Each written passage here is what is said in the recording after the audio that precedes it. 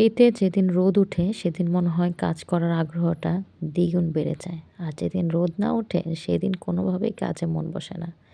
আসসালামু আলাইকুম। আমি লুৎফা আফসার। গাজীপুর থেকে সবাইকে স্বাগত জানাচ্ছি। কাছে কিংবা দূরে, দেশ ও দেশের বাহির থেকে যে যেখান থেকে বসে আমার ভিডিওটি দেখছেন, অসংখ্য ধন্যবাদ আমার সাথে থাকার জন্য। আজ বেশ রোদ উঠেছে। সকাল থেকেই মোটামুটি কাজে লেগে গিয়েছি। ডিসাইড করে নিয়েছিলাম যে আজ অনেকটা কাজ করতে হবে। অনেক দিন যাবৎ ঘরগুলোর কাজগুলো একটু এদিক সেদিক করা হয় না। একটু রোদে দেওয়া হয় না, একটু পানি স্প্রে করব। তো চিন্তা করছিলাম যে সকালবেলা ঘুম থেকে উঠেই এই কাজগুলো করে নেব, যদি রোদ উঠে। তো আলহামদুলিল্লাহ রোদ তো উঠেছে। সকাল সকাল ছেলেদেরকে দাঁত ব্রাশ করিয়ে তাদেরকে একটু নাস্তা টাস্তা খাওয়িয়ে তারপর আমরা সবাই মিলে লেগে পড়লাম ঘর গোছানোর কাজে। নাস্তা খাওয়া ক্লিপটা আর নিলাম না, অনেক বড় হয়ে যায় ভিডিও। তো রাতে আমরা দুজন একটু চা খেয়েছিলাম। অনেক ঠান্ডা লাগছিল, বাচ্চার বাবার কাশি হয়েছিল, তাই হচ্ছে আমরা রাতে চা খেয়েছিলাম। সেই চায়ের কাপগুলো সরাচ্ছিলাম আর আমার হাসব্যান্ডকে মিস করছিলাম। ভালোবাসার মানুষটা তো এরকমই, তাই না? তার প্রত্যেকটা জিনিসের তাকে মনে পড়ে। এরিকা পাম গাছটা যেহেতু অনেক বড়, সেই কারণে আমার এই গাছটাকে এপাশে নিয়ে আসতে হয়েছে। আর এইখন আমি জানালার পর্দাটা সরিয়ে দিলাম ড্রয়িং স্পেসের। তো এইখানে যদি আলোটা আসে তাহলে কাজ করতে সুবিধা হয়। আর প্রতিদিন মোছার পরও কেন যে এত ধুলা আসে, শীতের দিন যেহেতু প্রচুর ধুলা আসে। তো মাহির আমাকে হেল্প করছিল এই গাছটাকে এপাশে নিয়ে আসতে। এরিকা পাম গাছটাতে রোদ কম লাগে, তাই হচ্ছে এখানে দিয়েছি যেন একটু রোদের আভাস তার গায়ে লাগে, সেজন্য সুস্থ সবলভাবে আমাকে সবুজের ছায়া দিতে পারে। ছিলাম শুধু গাছগুলো একটু সরিয়ে দেব, তারপর দেখি যে না, সোফাটাও একটু ক্লিন করতে হয়। সোফার কাভারটা যেহেতু আমি ধুয়ে দিয়েছি, বেশ কয়েকদিন হয়েছে, এখন এটাকেও বিছিয়ে দিব। আর এখানে মানি প্লান্ট গাছটা যেটা আমার বেডরুমে ছিল, সেই গাছটাকে একটু ধুয়ে এখন হচ্ছে সোফার কর্নারে যে এরিকা পাম গাছটা ছিল সেইখানে একটু রিপ্লেস করে দিচ্ছি। একটু যদি সবুজের ছায়া না থাকে এখানে ভালো লাগে না। তো এই জায়গাটার মধ্যে ছিল হচ্ছে এরিকা পাম গাছটা, আর এখন হচ্ছে মানি প্লান্ট গাছটাকে হ্যাং করে দিয়েছি। ভেবেছিলাম এটাই হচ্ছে ফাইনাল লুক, তাই আপনাদেরকে আবারও একটু দেখিয়ে দিই। আমার কাছে থেকে কি এত তাড়াতাড়ি ফাইনাল লুক পাবেন? ওয়েট করেন। আসলে করতে গিয়েছে একটা, করেছি আরও 5টা। তো যাই হোক, এখন এখানে জায়গাটা যেহেতু খালি হয়ে গিয়েছে, চিন্তা করলাম যে না থাক, এই জায়গাটা ফিল আপ আর কোনো কিছু দিয়ে করবো না, সোফাটা একটু এপাশে দিয়ে দিই। তো যেই কথা সেই কাজ, সোফাটাকে এই পাশে দিয়ে দিলাম। ও ভালো কথা, যারা এতক্ষণ ধরে আমার ভিডিওটির সাথে আছেন অবশ্যই কিন্তু ফেসবুক থেকে দেখে থাকলে ফলো দিবেন, আর ইউটিউব থেকে দেখে থাকলে চ্যানেলটিকে অবশ্যই সাবস্ক্রাইব করে লাইক বাটনটা দিয়ে যেতে ভুলবেন না। অবশ্যই কে কোথা থেকে দেখছেন এই জিনিসটা কিন্তু বলেই যাবেন। কে কোথা থেকে দেখছেন এটা বললে আমার কিন্তু অনেক ভালো লাগে আপনাদের সাথে কথা বলতে। চেয়েছিলাম না আজকে এই কাজটা করতে, কিন্তু তারপরও মনে হচ্ছিল না, করেই ফেলি।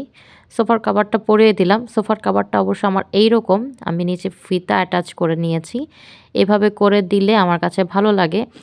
অন্যান্য কাভারগুলো যে কাঠের অংশটুকু সহ ঢাকা থাকে, সেই কাভারগুলো আমার কাছে ভালো লাগে না। তো এখানে আমি সুন্দর করে আমি ফোমগুলোকে একটু ঝেড়ে তারপর একটা একটা করে সাজিয়ে নিচ্ছি। আসলে বলেন আমাদের আর কি কাজ, তাই না? আমাদের কোনো কাজ নাই। আমরা সারাদিন বাসায় বসে পা দুটা আসমানের দিকে রেখে তারপর বসে থাকি। এরকমটাই অনেক ভাইয়ারাই মনে করেন। আসলে কিন্তু ভাইয়ারা, আপনাদের ধারণা ঠিক না। সারাদিন অনেক কাজ থাকে, যে কাজের কোনো পারিশ্রমিক নেই, যে কাজের কোনো টাইম টু টাইম নেই।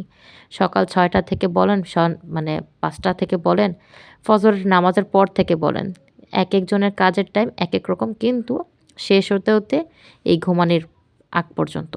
অনেক সময় তো বাচ্চা ছোট থাকলে ঘুমানোর মধ্যেও অনেক ডিউটি পালন করা লাগে। তো প্লিজ পার্টনারকে অবশ্যই সম্মান করবেন। সে যাই আছে, যেমনই আছে আলহামদুলিল্লাহ বলে তাকে সব কাজে উৎসাহ দিবেন।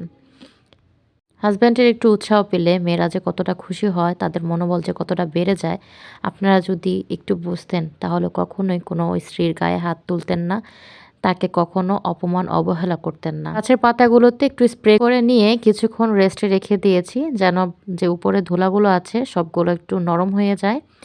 এরপর একটা পাতলা কাপড় দিয়ে সুন্দর করে মুছে নিতে হবে, তা না হলে এত সুন্দর সিল্কি একটা ভাব কিভাবে আসবে বলেন।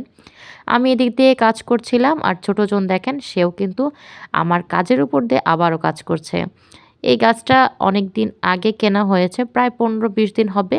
তো এই গাছটা আমি সেরকমভাবে যত্ন করিনি, কারণ একটা জায়গায় আসলে তখন নতুন জায়গায় সেট হতে সময় লাগে। তো এটা যেহেতু বাইরে ছিল, তাই গাছের পাতাগুলো বেশ ময়লা হয়েছে। সেটাকে আমি আলতো হাতে সুন্দর করে একটা টাওয়ালের সাহায্যে পরিষ্কার করে নিচ্ছি। দেখতে পাচ্ছেন অনেক ময়লা ছিল।